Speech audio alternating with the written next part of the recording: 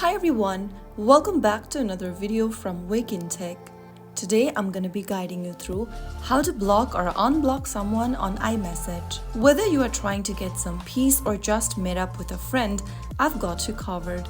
First of all, open up the Messages app on your iOS device and then tap on the conversation with the person you want to block.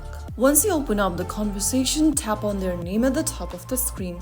Now you will be able to see this page where you need to tap on Info. After you open up the Info section, scroll down and look for the Block Caller button and tap on it. Now in the pop-up, click on Block Contact. Soon after you do that, you will be able to block the person on iMessage.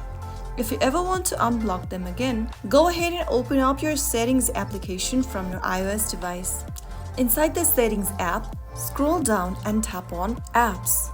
If you see the Messages app right there, you can tap on it. If you don't, click on Apps, and on the next page, look for Messages.